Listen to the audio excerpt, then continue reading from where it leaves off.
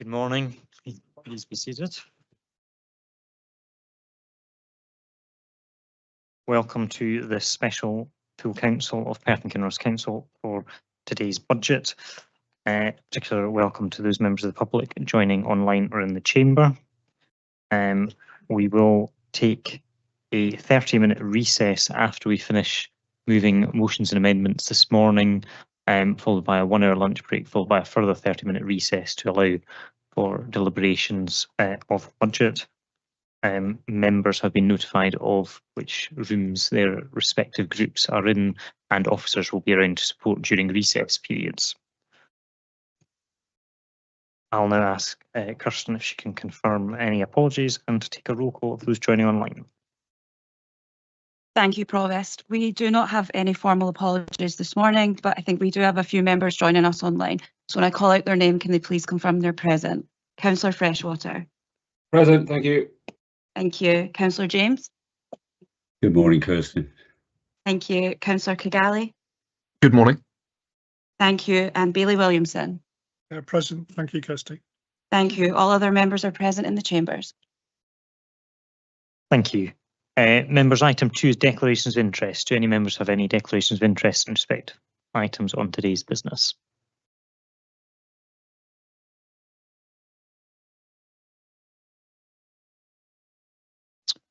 If there are no declarations of interest, we'll move on to item 3, which is strategic planning and transformation update 2026-27 to 2028-29-30 general fund revenue budget. And Scott Walker, the strategic leader for finance and business support, is going to introduce the report. Mr. Walker. Thank you, Provost, and good morning, councillors. I want to start by acknowledging that the preparation of this year's revenue budget has been particularly challenging.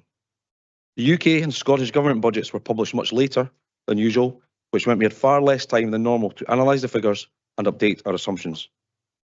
Key numbers changed late in the process, and officers across the council had to work quickly to respond. All of this was happening while we continued to face increasing demand for services, rising prices, ongoing workforce shortages, and the extra costs that come from delivering services across a very large and very rural area. After many years of financial pressure, each budget round becomes harder than the ones before. So I want to start with some thank yous. Firstly, I'd like to thank all elected members for the way you've engaged in the process through budget review groups and for the constructive challenge and feedback that you have provided. Secondly, I want to thank all officers from across the council who responded at pace and with professionalism to support the budget process. Finally, I want to say a particular thanks to my colleagues across finance and business support, particularly Caroline France, Alison O'Brien, Claire Palmer and Craig Robertson, for all the work and the unseen long hours that they put in the days, weeks and months leading to today. Provost, the report itself sets out where we stand as a council, the pressures we are facing and the financial plan required to deliver on our priorities. Our vision remains clear, a Perth and Kinross where everyone can live life well, free from poverty and inequality. Despite the challenges around us, the council continues to achieve strong results in education, employability, housing, social care and environmental work. These improvements show that we're still making a real difference to people's lives. But we must also be honest about the financial reality. The Scottish Government settlement provides an additional £20.127 million in cash, but most of this, £15.356 million, has to be used for nationally required commitments, such as pay awards and the real living wage. That leaves only £4.771 million of additional spending capacity, which on a like-for-like basis is just 1.3% more than last year. This is below levels of inflation and far short of the cost of the rising demand we are managing. And for Perth and Kinross, the impact is greater because of what we are coining the rural premium. That's the extra cost of delivering services over a large and dispersed geography. Around 70.6% of our residents live in rural communities, and the council covers 5,286 square kilometres. And just to provide some context, that makes us 88 times physically larger than our neighbours in Dundee. This scale makes almost everything more expensive. Staff spend longer travelling between visits, service routes are less efficient, demand is scattered, fuel costs are higher, and maintaining infrastructure like roads and bridges is more difficult and more costly. Services such as home to school transport, social care, waste collection, housing support and winter maintenance all cost more here than in more urban settings. National funding models do not yet fully recognise these extra costs. For us, rurality is not a side issue. It is a major structural cost driver that affects almost every service that we provide. Against that backdrop, the 26-27 revenue budget is balanced as the law requires. It includes £20.74 million of pressures and £20.74 million of reductions, funding and income, alongside the 7.5% provisional increase in council tax that was agreed by Council in December. The 26-27 budget also includes a contribution of £120.956 million to the Integration Joint Board, with a further £1 million set aside in reserves to manage risks in social care. The revenue budget is our day-to-day spending plan. It funds the running of schools, caring for older people, keeping communities safe, collecting waste, maintaining roads, and all the other essential services that local people rely on. This year, the pressures on the revenue budget are the highest that they have been for many years. We're seeing rising demand, especially in social care and additional support needs, continued inflation, more complex cases in children's and adult services, and higher transport costs across rural areas. These pressures do not ease next year. Looking ahead to 27-28 and 28-29, the report sets out a funding gap of £18.336 million, even after all the previously approved savings. This gap is driven by demand, demographic change, higher costs, and national policy commitments that continue to rise faster than our actual levels of income. In this context, I want to give a clear emphasis to the risks facing the Council, because they are significant and will affect almost every financial decision we take in coming years. One major risk is that we do not yet know our national funding position beyond 26-27. Without multi-year certainty, it is harder to plan confidently and to redesign service in a way that supports long-term sustainability. Social care remains our single biggest financial risk. More people are living longer and having many more complex needs. Rurality makes care even more expensive. Carers spend more time travelling, and we need more hours to support people safely and effectively across large distances. A small increase in demand or just a handful of high-cost cases can create substantial pressures on our budget. We're also seeing rising levels of additional support needs among children and young people. These services are vital, but they are expensive and continue to grow at a pace that outstrips the funding available. Inflation and contract costs, especially in construction and repairs, remain unpredictable. And we've seen a very real example of this in recent days with the sudden increase in gas and oil prices. Workforce challenges continue. We struggle to recruit in many key areas, from social care to digital roles. This may increase the use of temporary staff and place further pressure on existing teams. Rurality again plays a major role in our overall risk. Longer travel times, fewer opportunities to make routes efficient, weather-related disruption, and the fragility of infrastructure across remote communities all increase the likelihood of unexpected costs. Severe weather events, storms, snow, flooding, impact Perth and Kinross more heavily than many other areas and can create sudden unplanned spending. And like every modern public body, we must be alert to digital and cyber risks. Any incident in this area could be costly and cause serious disruption to services. All of these risks mean that even small shifts in demand or cost can have a major impact on our budget. That is why our reserve strategy, our financial planning, and our transformation work are so important. Reserves are the Council's financial safety net. They allow us to respond when something unexpected happens, whether that's a storm, a surge in social care demand, a major infrastructure problem, or a change in national policy. And we have two types of reserves: earmarked reserves, which are set aside for specific purposes, and uncommitted or unearmarked reserves, which are our buffer for emergencies. This year we plan to earmark £38.361 million, including the additional £1 million to support social care. Our uncommitted reserves are projected to be £17.070 million, which is 3.24% of the net revenue budget. This is within the Council's policy to keep between 2 and 4%, which is considered an appropriate and safe range. Reserves cannot be used to fund everyday recurring spending. Doing so would only make future gaps larger and harder to fix. Strong reserves are essential for financial stability, especially in a time of high uncertainty. Provost, to conclude, I want to emphasise that this budget represents a realistic and responsible response to an extremely challenging financial landscape. It protects the services that support our most vulnerable residents as far as possible.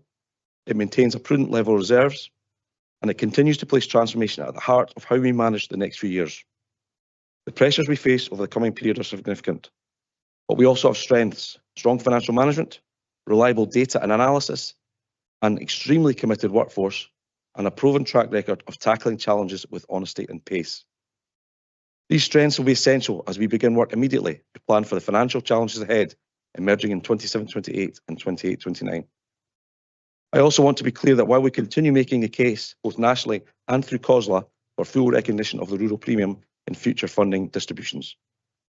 At the same time, we will be improving how we design and deliver services locally, using better data to plan routes, using digital tools to reduce unnecessary travel, working with regional partners where this makes sense, and aligning our assets more closely with where services are needed most. By doing this, we can help manage the structural costs of rurality while continuing to push for a fairer national recognition of them. The environment we operate in is challenging, but it is not impossible. With careful financial management, meaningful transformation, and a focus on prevention and early intervention, the Council can continue to support communities, protect essential services, and help people to live life well. Provost colleagues and I are happy to take questions. Thank you. Thank you very much, Mr. Walker. Are there any questions? Ms. Bailey first, please. Thank you, and thank you for the introduction. It's my understanding that this report is a special one to the extent that there is legislation that indicates that anyone taking part in the vote on council tax, any member should be up to date on their council tax payments and shouldn't be in arrears. Can we just have the reassurance in the chamber that those accounts have been checked and that everyone here present is eligible to vote today? Thank you. I can confirm that those checks have been made and everyone is eligible to take part in today's debate. Thank you. Are there any other questions for Mr. Walker?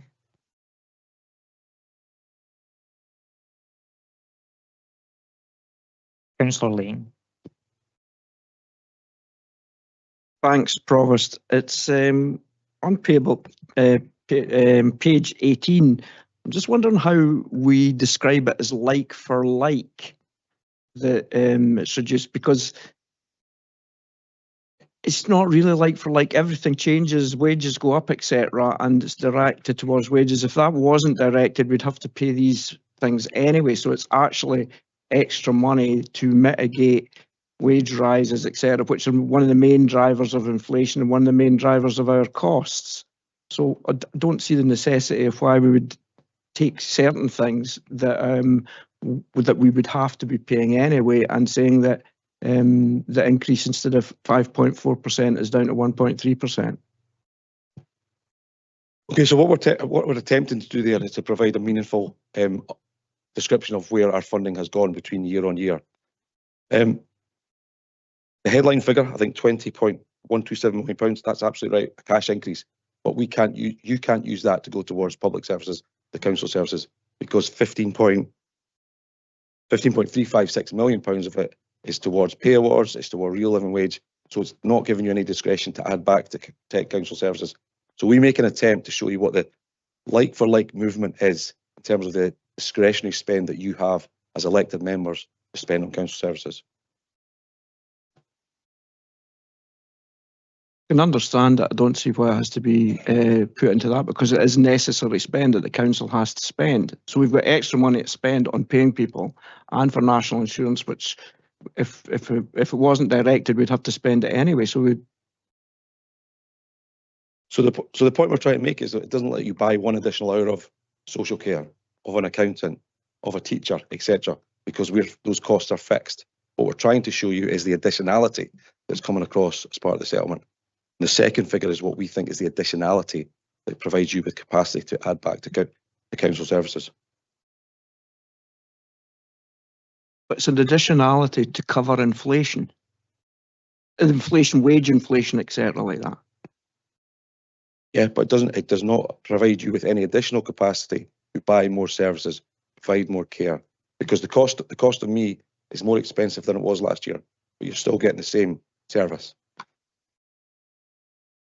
Yeah, thanks. I just think it's a little bit political. Thank you. Yeah, I think we'll leave that, and I'm sure we get more value from Mr. Walker year on year.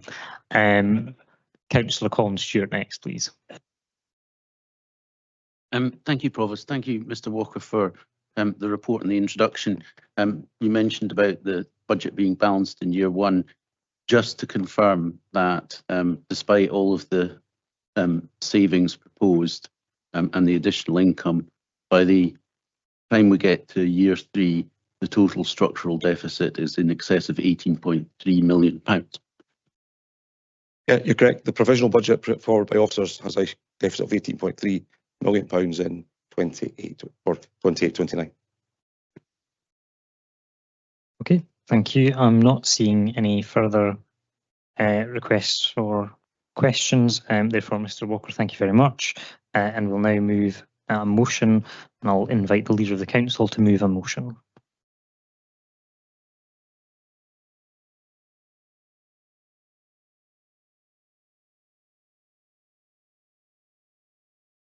Thank you, Provost.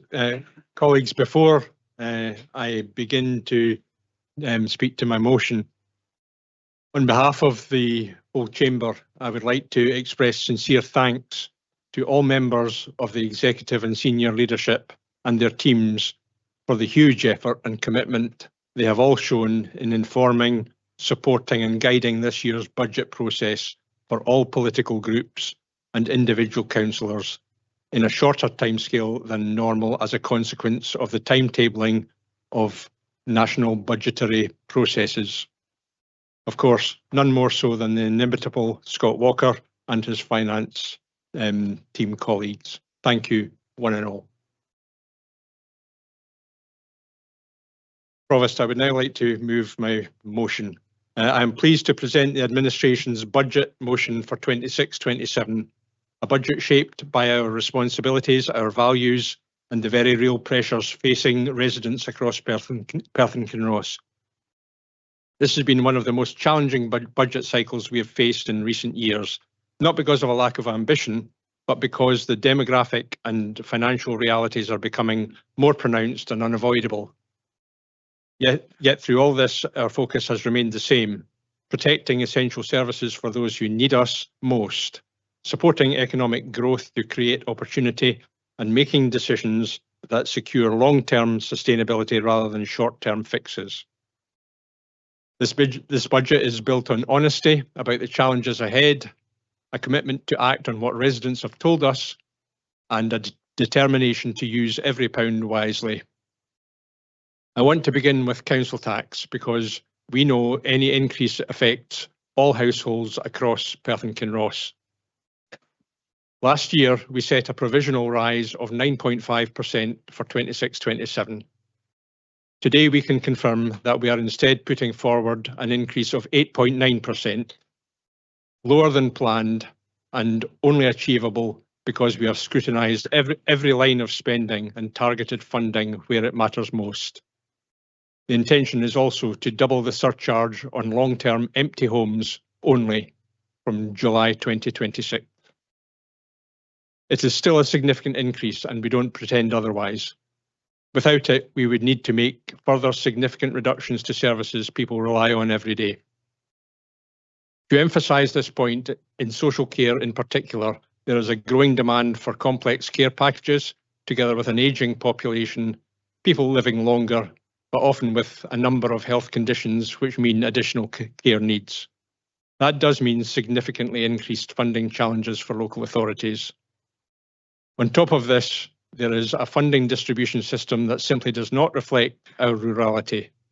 It is estimated that it costs up to 10% more to provide care at home in a rural community versus costs in large cities or in more densely populated parts of the country, or also our age demographics.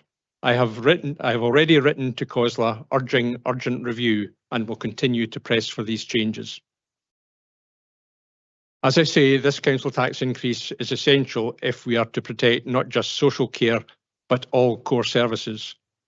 And for households who need help, our brilliant welfare rights team is there, while we will also continue to provide financial support to the excellent work of the Citizens Advice Bureau, which complements the work of the Council's own team.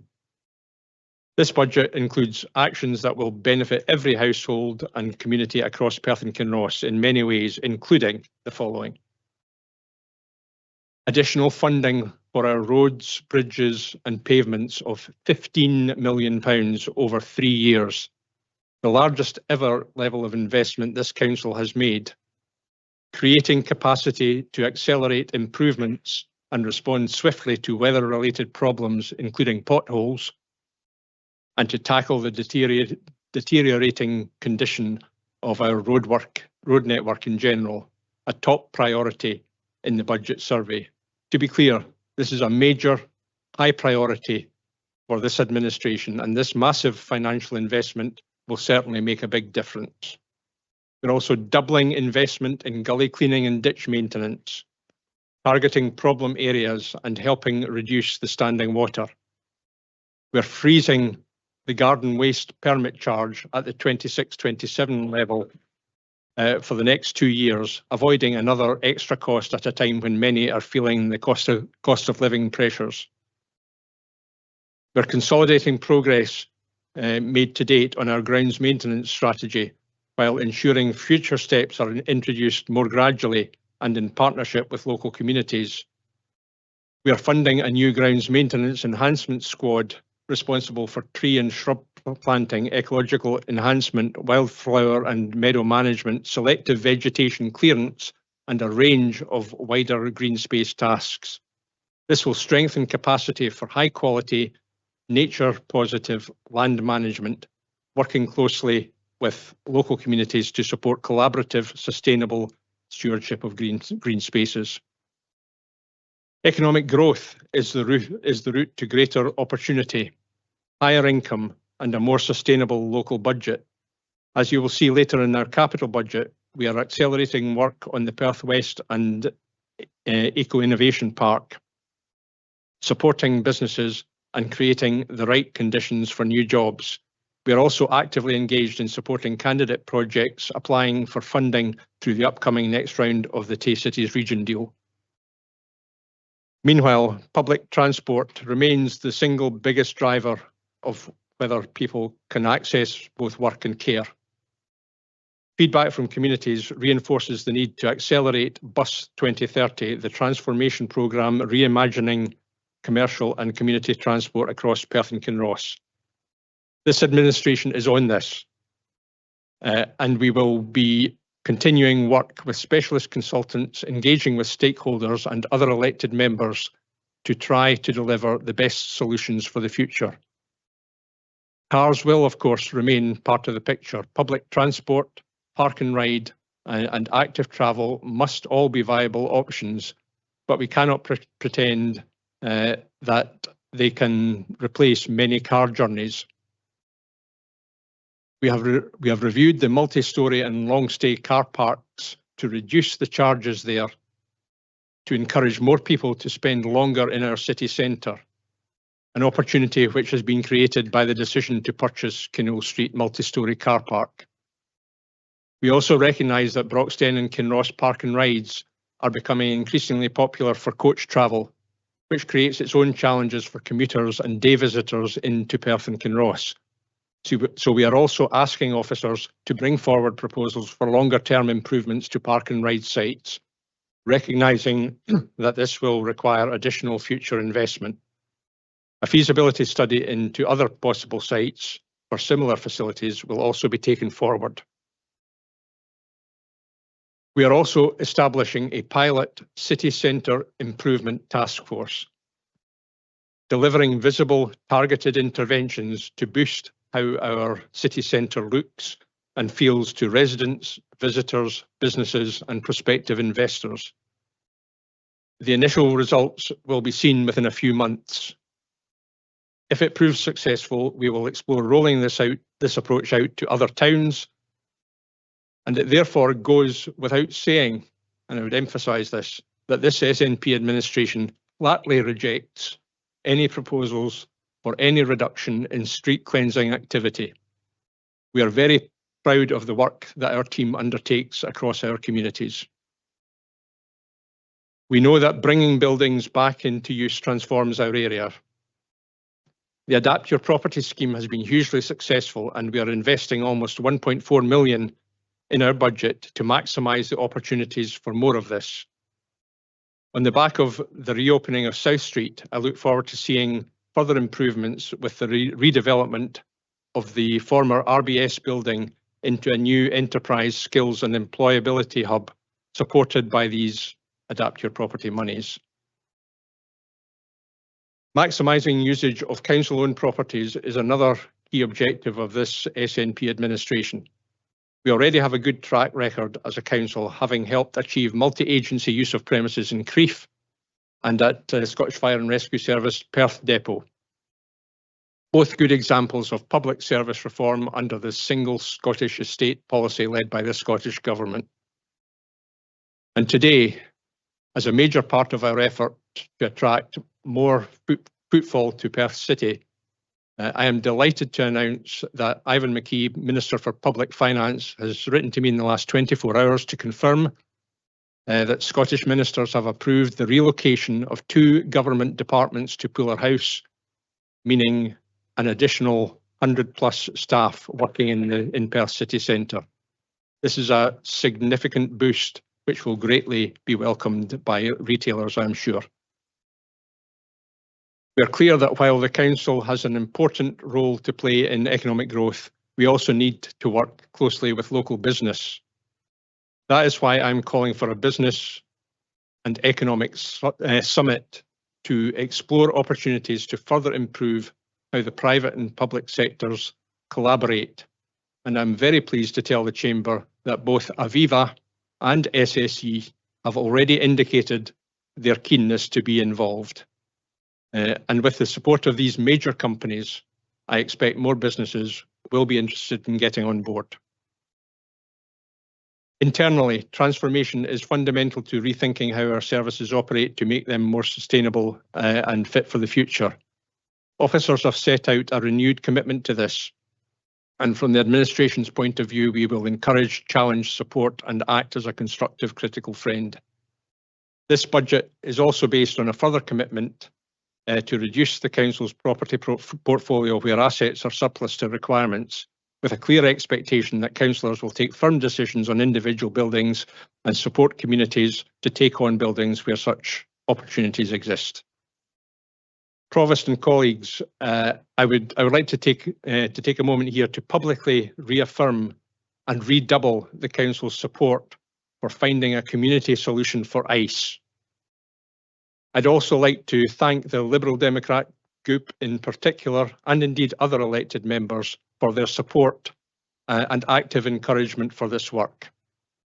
We want to recognise that commitment by offering key stakeholders access to additional help to progress development of a robust business case for such a facility.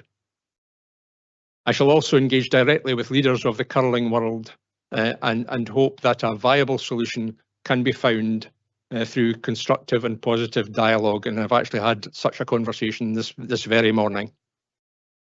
On libraries, a full review is coming forward in June. Whilst we would have much preferred to announce a permanent solution now, we cannot prejudge the findings of that work. However, we are clear. Library provision must and will be a key and continuing part of our community offer as social spaces, local hubs, and places that reduce isolation. Meanwhile, this budget firmly rejects savings proposals which would have seen reductions in library opening hours and in our museums and the art gallery. Provost, while we have successfully reduced the child poverty rate to 3.8%, nearly doubling the previous gap between Perth and Kinross and the national average, more still needs to be done. That is why we are investing an additional £835,000 to support anti-poverty and financial security work, and have also rejected budget savings which would have impacted on those worst hit by the cost of living crisis. Rising care needs are one of the biggest drivers of our budget challenge. The status quo is not sustainable. The projected age demographic profile over the next 20 years shows very significant increase in the numbers of older people living in Perth and Kinross. That's why, as well as allocating nearly £121 million for health and social care, that represents 23% of the Council's total annual revenue spend. We are instructing a feasibility study to investigate what we are calling a care village approach, which may be found to be a viable long-term part solution, bringing support and services for older people closer together and offering a range of living accommodation options. We very much recognise that solutions are not just about central government funding. We need to look at what we can deliver for ourselves. It will take time, it would take investment, but the need is clear, and this is the right moment to start shaping what we want the future of care in our area to look like. Finally, further to the decision to last year to carry out improvements to Kinross and Creef swimming pools as part of the wider leisure assets review, which also includes PH2O at Thimble Row, I am delighted to confirm that spades will be in the ground in Kinross in 2027 and in Creef in 2028. Provost, this is a budget grounded in reality, driven by our values and focused on the long term. It protects essential services for those who need us most and in areas where the evidence clearly backs the need for further investment. It responds directly to what residents told us in the budget survey are their priorities, investing in economic growth, infrastructure and core services while prioritising protection of the most vulnerable in our society. We are honest about the trade-offs and of emerging challenges being created by recent global events. We face them openly, not by pretending the pressures don't exist, but by making choices and shaping a better future for everyone. On behalf of this administration, I commend this budget to the Council.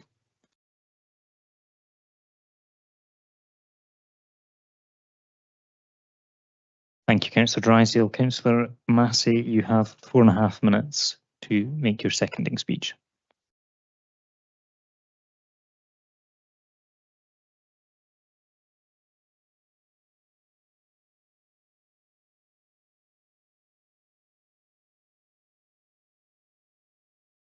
Thank you, Provost. And before I begin, I'd just like to echo the leader's words and give my thanks to Scott and everyone who has assisted the SNP group in this budget process. Thank you.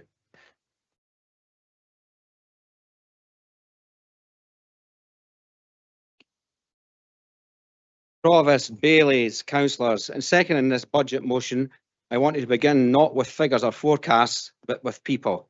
Because behind every service we deliver, every decision we make and every pound we spend, there is a resident who depends on us, a family looking for support, a community facing real pressures, and staff who work tirelessly every day to keep this council running. This has been one of the most testing financial environments we have faced in years. Costs are rising, demand is increasing, and for many households across Perth and Kinross, life feels harder than it did even a year ago. That's why at every stage of preparing for this budget, we have kept one principle at the centre of our thinking: people first. We have taken deliberate, careful steps to avoid deeper cuts. We have done everything we reasonably can to keep the council tax rise lower than planned, and we have ensured more support is going to those who are struggling, including additional investment so that welfare advice, anti-poverty work, and financial support reach the people who need it right now. And this year, that responsibility has weighed especially heavily. Pressures around demographics, care, inflation, and rural delivery have converged at a speed and scale we have not seen in recent years. But rather than shy away from these challenges, we have faced them openly and honestly. Our budget is built from the ground up on 3 principles: care, compassion, and prudence. That is why our budget invests a further 835,000 on top of the 224,000 already committed for 26-27, bringing total funding to over £1 million for anti-poverty initiatives. Supports both RASAC and Women's Aid to continue their vital work with £70,000 each over 2 years, grants £70,000 to the Nuke Community Hub and a further £60,000 for other community mental health support groups in recognition of the work they do to strengthen and support the mental well-being of individuals across Perth and Kinross. allocates £400,000 over 2 years to the Green Living Fund to support more community-led projects to tackle climate change in their local area, recognising that this funding helps unlock additional funding for these kind of projects. Invests £40,000 to support rural community run events and rejects a £220,000 cut to the Pitlochry Festival Theatre grant while restoring the grant previously cut from Perth Festival Theatre of the Arts. Invests £96,000 in a promise improvement lead to ensure the best educational outcomes for our care experienced young learners, and £50,000 to develop outdoor learning and environment in schools to support children with more complex additional support needs. Has allocated £700,000 over 2 years to empower local communities to progress projects to tackle local issues and improve quality of life. Funding of £25,000 to Live Active Leisure to maintain the provision of community halls. And we have also rejected £775,000 worth of cuts that would have reduced support for employment, programmes, school holiday activities, the Citizen Advice Bureau, street cleaning, public toilets and parent councils. We have protected all these vital services. We have always been upfront about the challenges and we have acted with integrity, choosing a path that avoids short-term thinking and instead builds a sustainable foundation for years ahead. Colleagues, this is not a budget of easy wins or grand gestures. It is a budget of realism and responsibility. A budget that protects essential services, invests in our communities and supports the people who rely on us most. A budget shaped by compassion and delivered with prudence. And above all, it is a budget that keeps faith with the people of Perth and Kinross, who expect us not only to manage their money wisely, but to govern with humanity and care. That is why I am pleased to second our budget motion and commend it to the Council. Thank you. Thank you, Councillor Massey. I now invite Councillor John Duff to move the first amendment.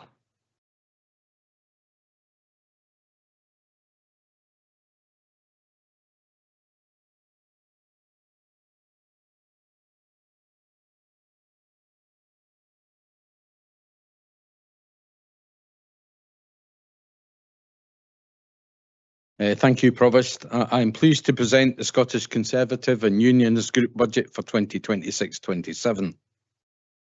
Once again, the local government settlement from the Scottish Government has been woefully inadequate. This fact has been backed up by the leaders of all 32 local authorities in correspondence with the Scottish Government. Despite a headline increase of £20 million, more than 3/4 of this is earmarked for nationally determined costs, such as pay awards, real living wage increases and higher national insurance contributions. The real unrestricted increase is less than £5 million, or just 1.3%, well below the rate of inflation. This falls far short of what is required to deliver services across a largely rural area where dispersed communities increase costs and reduce efficiency. Over 70% of our residents live in rural locations, including more than 30,000 in remote, access-deprived areas. Delivering services here can cost nearly 10% more than in city authorities. Perth and Kinross is one of the most sought-after places in Scotland in which to live. We welcome the increases in population that this attraction to our area brings. These democratic trends, however, also present major pressures. The number of residents over 75 has risen dramatically, projected to increase by 78% from 2001 to 2028, placing sustained demand on health and social care services. For 2026-27, social care costs have risen by £20 million, while the Scottish Government has provided only £5 million extra. Without adequate national support, yet again, we have been forced to make savings elsewhere. Against this backdrop and mindful of the financial pressures on households and businesses, we propose a council tax increase of 6.95%. Our amendment proposes to reject £367,000 in pressures, reject £1.412 million in proposed reductions, introduce £1.648 million in additional savings, invest £2.44 million in priority services, and use £1.932 million of reserves. The annual budget survey identifies residents' top priorities, including education, social care, children and family support, libraries and museums, road maintenance, support for businesses and voluntary organisations, and street cleaning. This budget proposal reflects those priorities. On tackling poverty, although economic conditions remain difficult, Perth and Kinross continues to outperform national averages on child poverty and attainment. Our child poverty rate is nearly 4% below the Scottish average, and improvements have been made in literacy and in level 5 and level 6 qualifications. In this area, we propose to invest £20,000 of additional funding for buttons and bows and put a further £75,000 into the Child Poverty Fund. The Big House in Perth has an amazing collaboration with businesses. Businesses provide surplus goods and the charity distributes these essential household items free of charge to families struggling to make ends meet. We propose to support this excellent charity with a donation of £35,000. We reject the proposed reductions in employability support and have also largely rejected the proposal to remove funding from Perth Citizens Advice Bureau. The longer-term solution to poverty is to improve the economy and to find people better, higher-paid jobs. To assist with this, we introduced the Skills Passport and propose a further investment of £150,000. This will provide small grants to help people back into work or a better paid job by providing access to training, courses or items of equipment. Community resilience continues to be a priority, particularly after recent flooding. We welcome the recent expansion in community resilience groups and local resilience plans, which have been set up and supported through existing funds. Our communities have also always been fortunate to have so many members who volunteer to help make their towns and villages a nicer place to live. They take a pride in Perth and Kinross Association, with its network of Bloom groups, Path groups and Friends of Cemeteries groups, provides an excellent service throughout our area. Volunteers put in nearly 30,000 hours annually and have fundraised nearly £2.5 million over the last 25 years. We currently have £62,000 in the budget for the next financial year and propose to award them a further £10,000 in each of the next 2 years towards the cost of a project development advisor who will support projects and fundraising. The Perth and Kinross Good Food Fund will support and promote local food and drink producers and encourage our residents to eat good quality produce sourced locally. We therefore propose to invest £30,000 towards this important initiative. Climate change activity is spread across a number of our service areas in the Council. We therefore propose to streamline governance by dissolving the Climate Change and Sustainability Committee and reallocating reporting to the relevant service committees: Environment and Infrastructure, Housing, Communities and Economy, Development and Planning. This would involve a reduction of 1 FTE and a saving of £173,000. Under the economy, to strengthen local economic recovery, we will invest further in the Adapt Your Property scheme, with borrowing to create a further capacity of £200,000. This will raise annual capacity to £500,000 for the next 2 years. Our Open for Business Fund investment of £200,000 will support the vitality of our small town and city centre businesses by ensuring that shop frontages are refreshed, smart and welcoming. This will tell residents and visitors we are open for business, increasing footfall and visitor spend. To further encourage town and city centre footfall, we propose to freeze parking charges and residence permits for 2026-27. The cleanliness and appearance of our city and town centres is vital to increasing our tourist and visitor numbers. We therefore reject the proposal to cut street cleaning, the closure of public toilets and the cancellation of the Perth and Kinross Comfort Scheme. In addition, we will invest £150,000 to carry out a deep clean of our town and city centres, including Perth Lade, This will involve the removal of weeds, litter and graffiti, and the cleaning of roads, pavements and street signs. Support for culture and the arts is a vital part of our economy and infrastructure. Consequently, we have restored council funding of £220,000 for Pitlochry Festival Theatre and proposed funding of £25,000 for Perth Festival of Arts. Finally, in this area, we have partially rejected the proposed cuts to GrowBiz funding for the next year. GrowBiz has a successful track record of supporting small local businesses.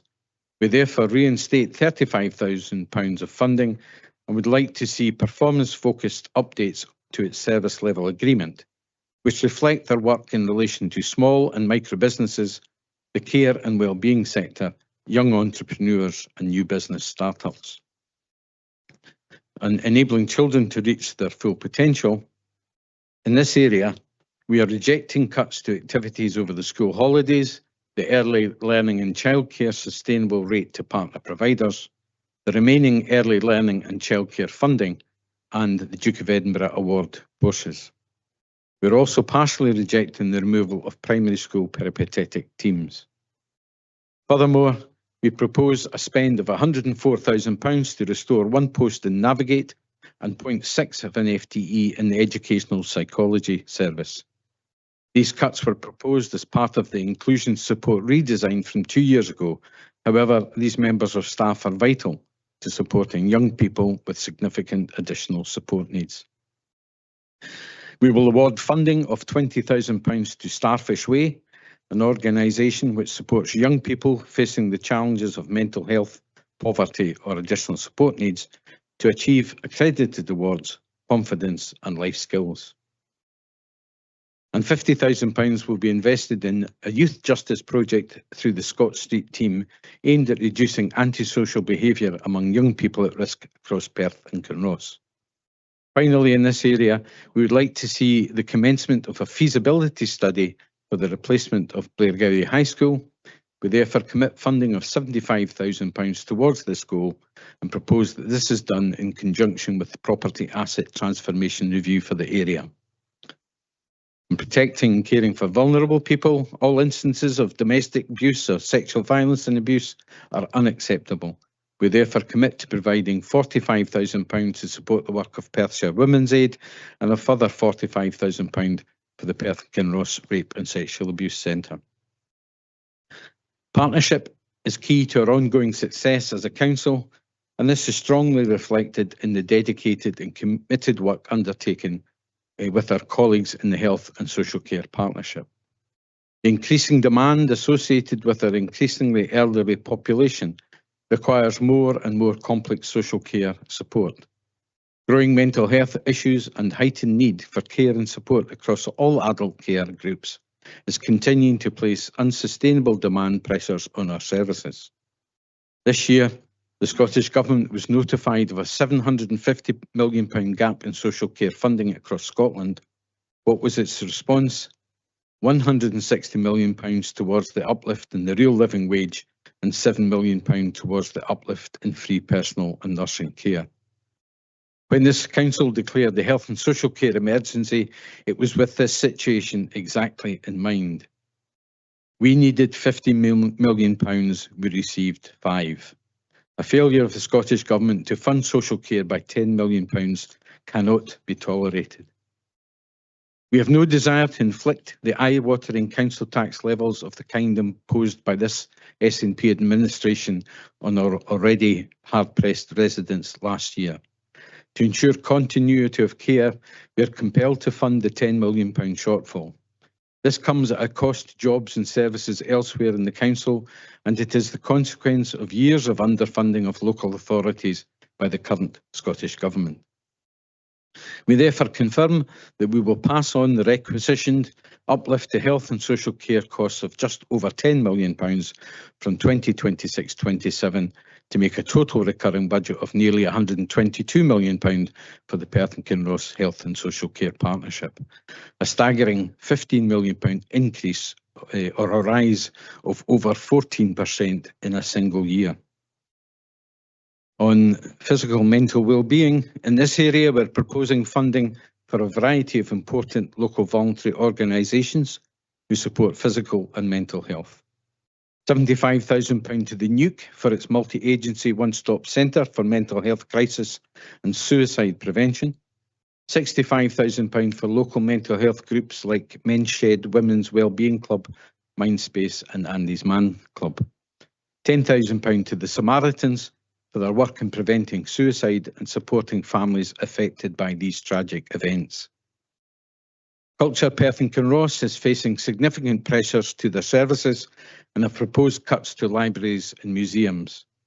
We therefore propose funding of £198,000 to prevent the closure of libraries in Alyth, Auchterarder, Burnham, Comrie, Northinch, Pitlochry and Scone, and to prevent any reduced operating hours or opening times for Perth Museum and Perth Art Gallery.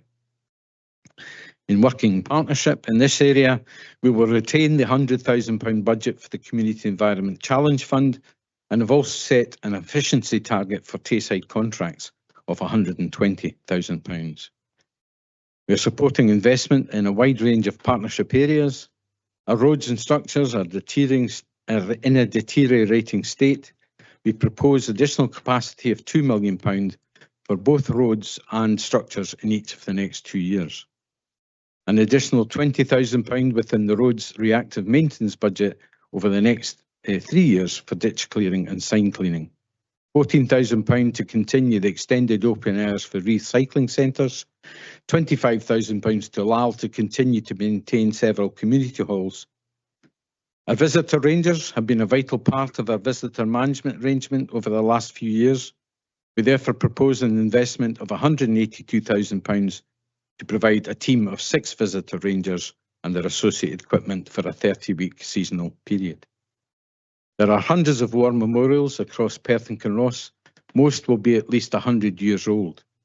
In honour of those who gave the ultimate sacrifice, we have a duty to maintain these memorials.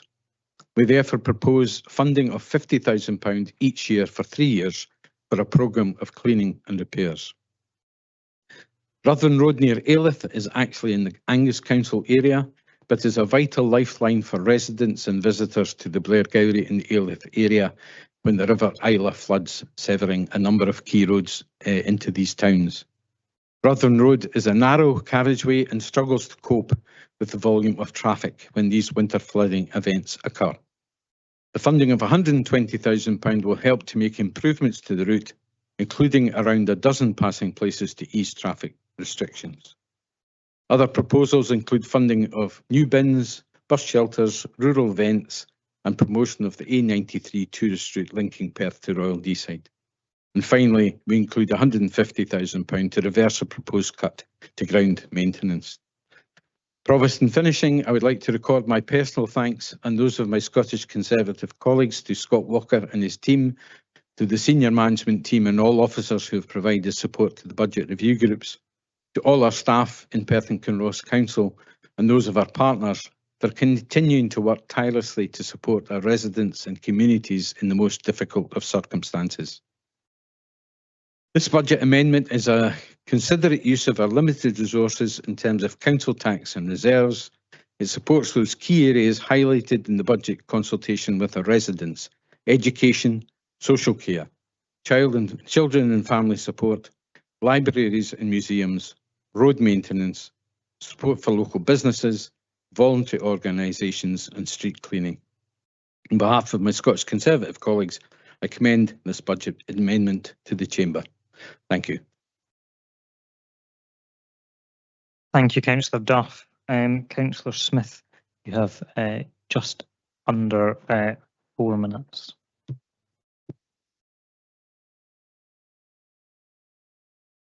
Thank you very much, Provost. And first of all, thank you very much as well, Scott Walker and his team. I agree wholeheartedly with our revenue amendment, but one passion I have is that in the £150,000 towards city and town cleaning is a great passion of mine. In my own career, if I presented my shop correctly, I did well. I think we've got to present our cities and towns and villages well as well. I think it's very, very, very important. £150,000, it could be priceless if we make our cities and village look really nice and attractive. I was so disappointed last year when I was out in my usual litter pick to meet 3 people who were from Sweden, who said, what a beautiful country you've got, but it's in a bit of a mess. And I really took that to heart. And I have now been litter cleaning, picking up every spare moment I have. I get wonderful toots from people. Thankfully, I get the thumbs up rather than the other sign. But it gives me great satisfaction. It really is. And it gives me the pride, and it gives me what I want to do. And I hope you do get this money involved to give the pride back into Perth, pride back into all the other villages. We have, for instance, here a wonderful lade. Most cities who have a water feature would be proud of that. I unfortunately walk down from the retail park every Saturday, and I love the wildlife in it. I've seen kingfishers, I've seen mergansers, I've seen the youngsters feeding the ducks, but I've also been confronted with people saying, what a mess it's in. I cannot believe that we've got such a wonderful feature and we don't look after it. I think that's another thing. Well, let's have a pride in that. Bins is something that was brought up to me. I actually walked around Perth very early this morning. Most of our bins are camouflaged. They're not bright. They're not there inviting, saying, put the rubbish in here. They're rusty. They're absolutely covered in mess. And I would hope that we can now do what I saw the other day on holiday. And that was bright and attractive bins featuring all the pieces we need to recycle, so that it's very easy for people to do that. Unfortunately, we'll not be able to do what this country did, and that was that they had this row of bins. And I thought, well, they're not very big. But when I realised the next day when they came to collect all the rubbish, that underneath the bins was a bigger bin, which was then lifted up and cleared. And I thought it was a brilliant idea. But you can feel what I'm feeling at the moment is, I just want us to get back and have everybody be proud of our country. Pride of our country in the sense of tidying up and stop all this rubbish getting thrown out of cars. Pride in our towns and our villages, and be proud of the people that go out there and they put flowers out, etc. in their spare time and make everyone look good. So I hope you look on this, the 150 proposal with my thoughts. So I have no question, but I will second this budget. Thank you very much. Thank you. Thank you, Councillor Smith.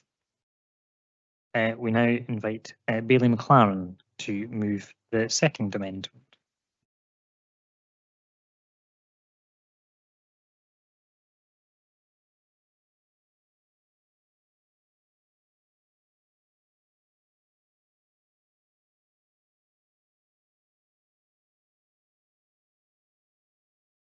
Provost, thank you.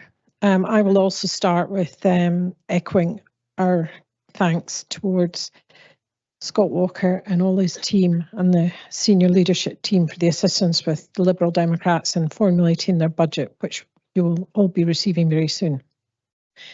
Today, the Liberal Democrats are presenting a budget which recognises the most vulnerable, our communities, and seeks to protect council services. We've rejected proposed savings of 1.3 million, accepted 2 million, and additionally added a further 2.45 million of proposals. We are rejecting the proposals to reduce street cleansing activity. This is an important service carried out by a truly dedicated team. Without this service, the appearance of our local environment would be dramatically different, particularly as we have a determined seagull population whose daily enjoyment is raking in bins.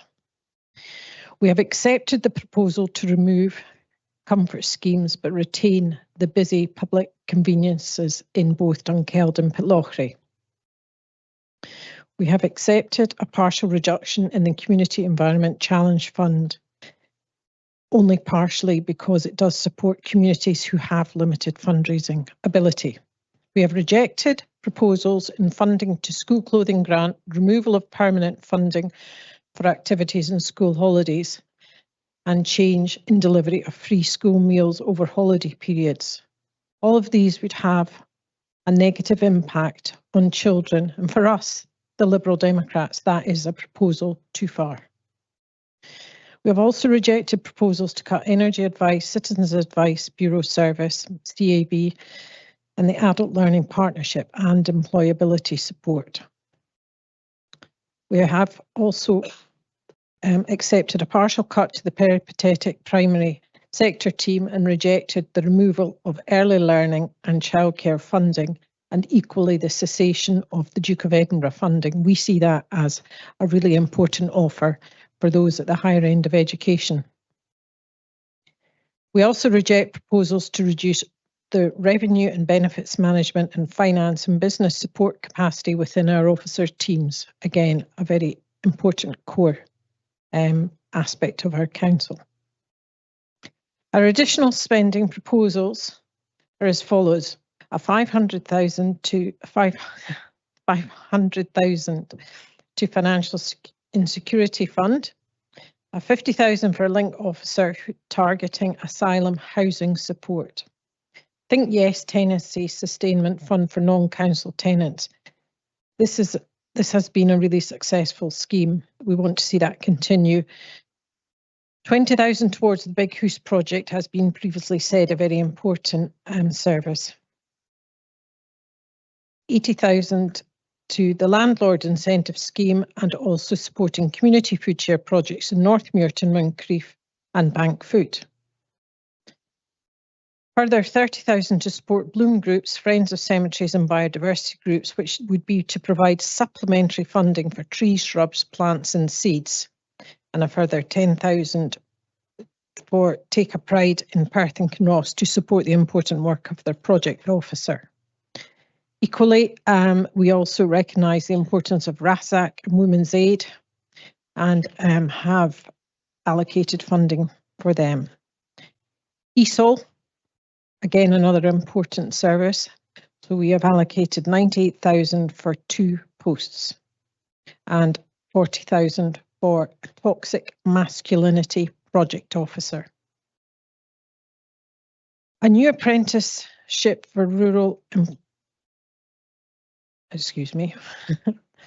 a rural employment incentive of £50,000 for this year and next, which would support circa 20 working placements over the 2 years, a targeted funding offer which is designed to support unemployed individuals facing barriers to work and to help rural SMEs address persistent recruitment challenges. 100,000 for the Muga Sports Pitch at the Community School of Auchterarder, bringing the facility back into community use. 150,000 for flood prevention grants, which would provide advice and support for property owners at risk of flooding. 25,000 for LAL, for Live Active Leisure, specifically for the continued running of the community halls. Further 50,000 to expand the visitor ranger service, who do invaluable work in the rural hotspots throughout Perth and Kinross. 50,000 to develop a management plan for Rumbling Bridge Gorge and 20,000 this year and next to develop tracks projects throughout Kinrossshire. Rumbling Bridge Gorge being in Kinrossshire. We propose to continue the Fairer Communities Fund, previously the combined SIF and participatory budgetary funding schemes at 350,000. We equally do also propose to support Culture Perth and Kinross to the value of 200,000, which would maintain current services. Many play areas are unusable due to lack of maintenance. We therefore propose £150,000 towards vital play park inspection, repair and maintenance of equipment, which would address the backlog of closed play parks. We will further invest in roads and structures, also to address the declining standard of both roads and structures. Within our budget, we are proposing a council tax rise of 8.95% for this year, 5% 27-28 and 5% 28-29.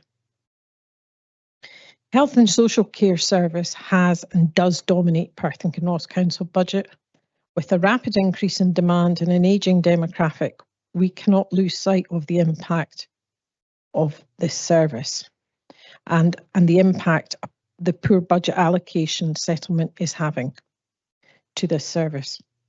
Scottish Government ministers were lobbied hard, particularly by my colleague Councillor Peter Barrett through COSLA, as to the uniqueness of circumstances which was already heard in Perth and Kinross, such as our ageing demographic and rurality. The ask of a funding uplift for health and social care throughout Scotland was ignored. If it had been listened to, we would be proposing a different budget with a lower council tax. However, this has sadly not been possible. Inadequate funding of local councils has recently been reported by the Accounts Commission. Today, we are setting a budget in the First Minister, John Swinney's backyard, where residents of Perth and Kinross are likely to be paying higher than the anticipated 7.5% rise due to this approach by the Scottish Government. We, the Liberal Democrats, today are presenting a sustainable budget for all in Perth and Kinross. Thank you. Thank you, Bailey McLaren. Councillor Alan Watt, second.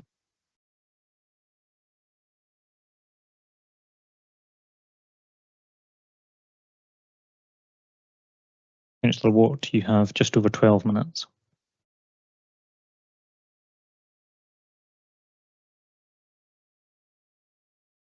Push the button on. Thanks, Provost. May I also extend my thanks to all officers in the Council for their hard work and help with the budget process. Our budget protects what matters most and matches the Council's values. It safeguards support for our most vulnerable residents, children in care, adults with complex needs and families facing hardship. It continues investment in preventative services because we know that early intervention is not only kinder, but more cost effective in the long run. It also gives funding for communities, for keeping the streets clean and tidy, and for our roads and infrastructure maintenance. And I am happy to second our amendment. Thank you. Thank you, Councillor Watt. Councillor Colin Stewart, I will now call on you to move the third amendment.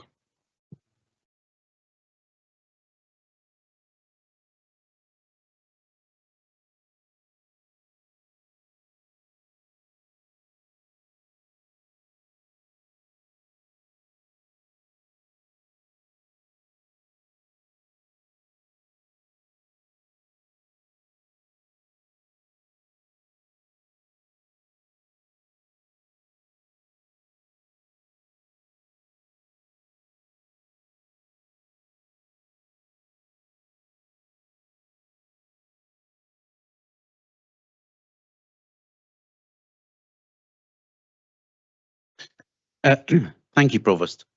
I'd like to align myself with the comments of the other proposers and seconders in thanking the finance team, Alison, Claire, Craig, Caroline and Scott, and all of the others supporting them, and the officers in the individual services who've been answering questions and supplying the information that allows me to bring this budget amendment before you today.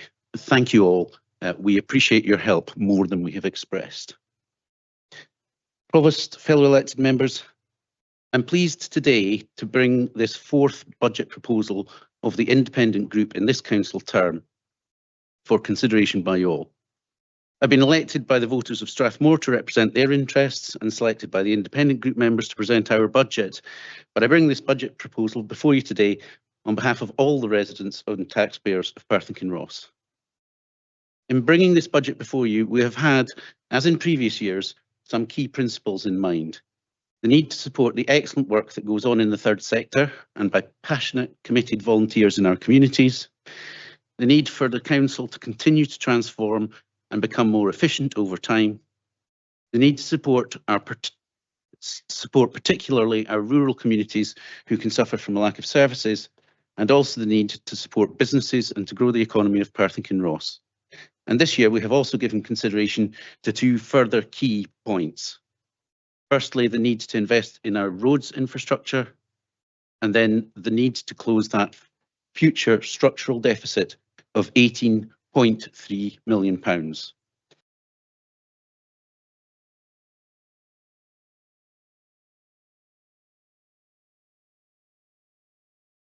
Firstly, on the pressures rejected, a key way that we can close the gap on the structural deficit is to challenge the assumptions on those pressures. Here, there are significant pressures in adult social care and in pay.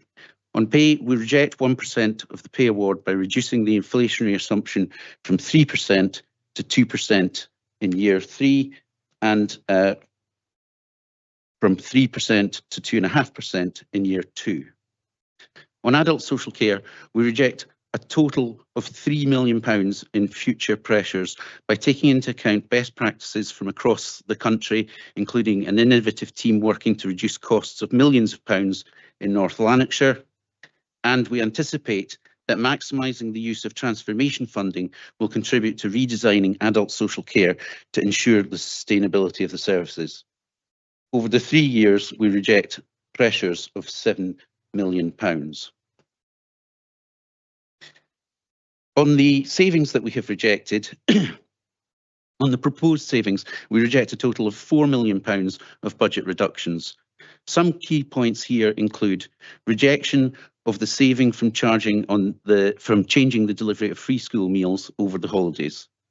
And to support our economy, we reject the removal of grant funding to Pitlochry Festival Theatre, recognising the significant impact this would have on their operations. We would reject the reduction in support for GrowBiz, recognising the vital support they provide to startups and small businesses and to growing the Perth economy. And we would reject the removal of funding for mobile toilets, which would have a negative impact on local events in Perth and Kinross. To support our children and young people, we reject the reduction in Breast Buddies funding. We reject the proposed reduction in the central team supporting early years childcare, and we reject the reduction in the Duke of Edinburgh Award.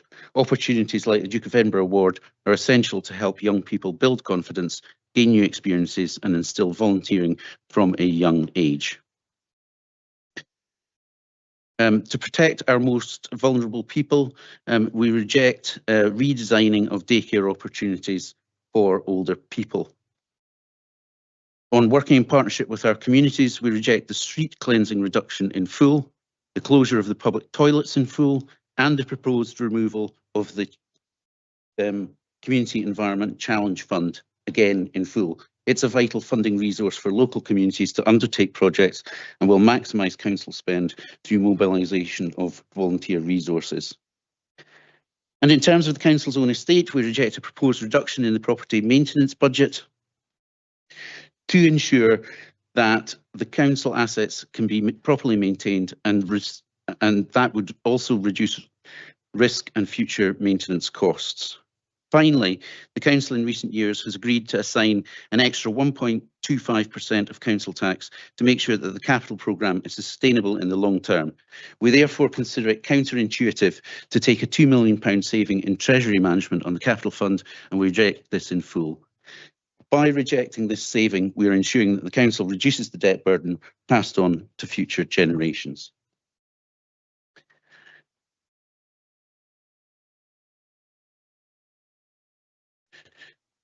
We do also have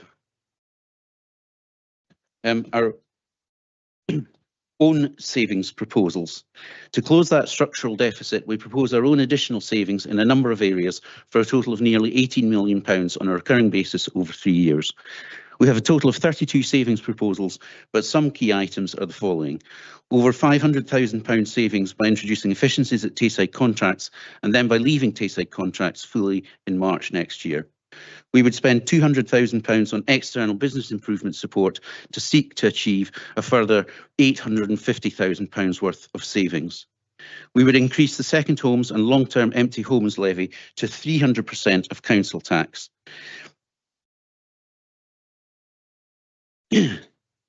Introduced from October the 1st this year, this could bring in £2.25 million in a full financial year.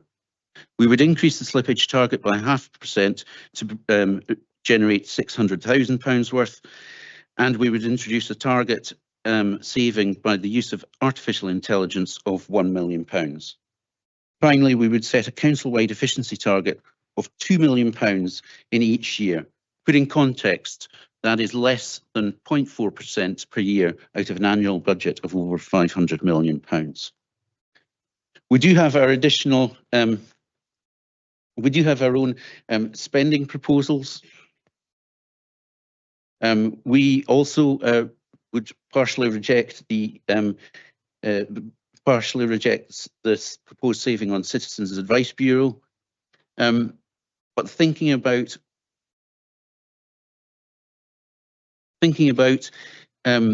what's important to our constituents, we would fully reverse the grass cutting cuts, the cuts to the cutting, if you like, that have been agreed in previous years. We would reintroduce the micro business grant scheme that has been successful in previous years, and we would set up a small business interest-free loan scheme of £1 million during year 2 of this budget. We would also spend £100,000 to support bringing the former Cooper Angus cycling hub, now the headquarters of Grobez or property of Grobez, to bring that back into use for the community or for businesses. We would also spend money on a town and city centre hit squad, funding to provide support for making our towns and city centres more beautiful.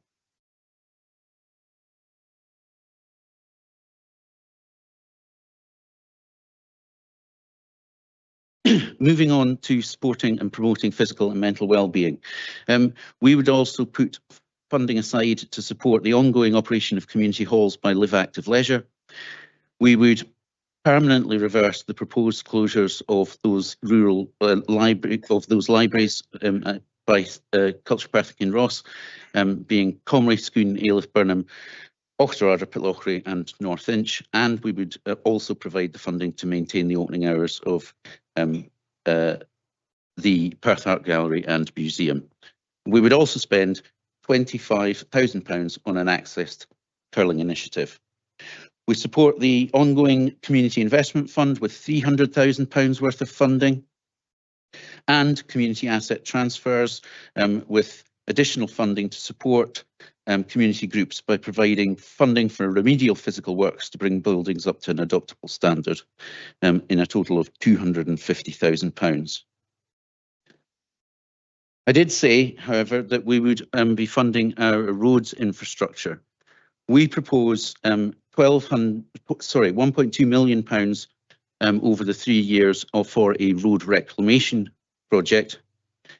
We propose £705,000 for a number of projects to assist with road safety, with the improvements to the Ruthven Road that Councillor Duff spoke about, which is a lifeline for residents in Ailith and Blairgowrie and for residents elsewhere seeking to access services there, and by buses which use that as a diversion during closure of the Meagle to Ailith and Cooper Angus to Blairgowrie roads in periods of heavy weather. We have a number of road safety projects and investment in ditch and gully cleaning that we would also invest in. But most importantly, we would put £4 million into road improvements and road maintenance more generally. £1 million non-recurring in the first year, and then £1 million recurring in each of years 2 and 3. Our contribution to from earmarked reserves in this budget is £6.7 million, over £6.7 million. Our contribution to unearmarked reserves is £9 million over years 1 and 2, and then £18.3 million in years 3. And we will do this all while setting council tax rises of 6.5% next year, and then 4% for each of the next 2 years. Provost, fellow elected members, I commend this budget to council. Thank you, Councillor Stewart. Bailey Brock to second, please. Thank you, Provost. I'm proud to second the independent group budget, which is focused on supporting our communities. It critically takes responsible decisions today to ensure that our children and grandchildren are not left to pay the price down the line. Our budget seeks to protect frontline services as much as possible within the significant financial pressures faced by the Council. The council is facing a structural deficit next year of 5.6 million and 12.7 million the year after. This is largely as a result of a very poor Scottish Government settlement and is a situation that councils across Scotland are all facing as a result. Regardless of the decisions taken elsewhere, it's essential that we take responsible decisions now to leave a better legacy for the future generations, and that is why we have rejected the proposed £2 million saving from Treasury Management, as it's essential we have a sustainable capital fund. Our budget is balanced across all 3 years because we believe that it's a responsible thing to do, and whilst many councillors may wish to delay the pain, that will only make things worse and create bigger problems and bigger cuts down the road. Our budget also seeks to propose big measures to help reduce our community's carbon footprint in the long term, with funding for feasibility studies into new integrated transport hubs for Ballinlough and Stanley, which would offer residents the ability to access new rail links and connect with the bus network too. We're also continuing to provide funding for a feasibility study into reintroducing a railway station at Kinross, in line with this council's previously agreed support for that project. We also know that whilst council must make savings, and these will need to come from a reduction in our council estate, that community halls play an important role in our communities, which is why we're providing a further year's funding to keep them open and allow communities to consider community asset transfer requests. But we must also do what we can to help older people in our communities too, which is why we're proposing £100,000 of funding to support officer capacity to prevent our more vulnerable residents from being the victims of financial scams, which can have a huge short and long-term impact on someone's life. We know that many of our local businesses are struggling in an ongoing difficult economic environment. Therefore, I'm delighted to announce £50,000 for rural events to provide communities with financial support for new and existing events that make a big economic and community impact. I'm also pleased to confirm that an additional £40,000 to support Bloom and Path groups.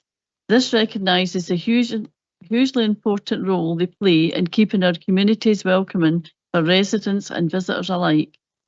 However, we are also reinstating £380,000 of cuts taken to grass cutting because we have listened to our communities and know they want to see the council service reinstated, so everyone in our communities can enjoy our green spaces.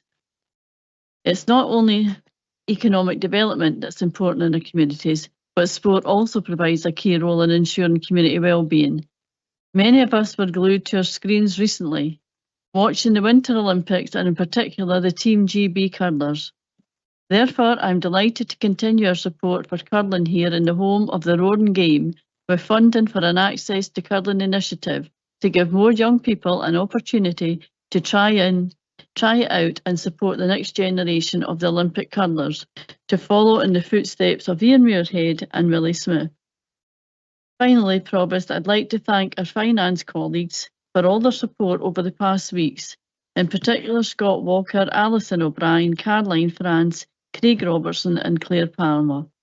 Provost, I commend this amendment to the Council. Thank you. Thank you, Bailey Brock. Are there any further amendments?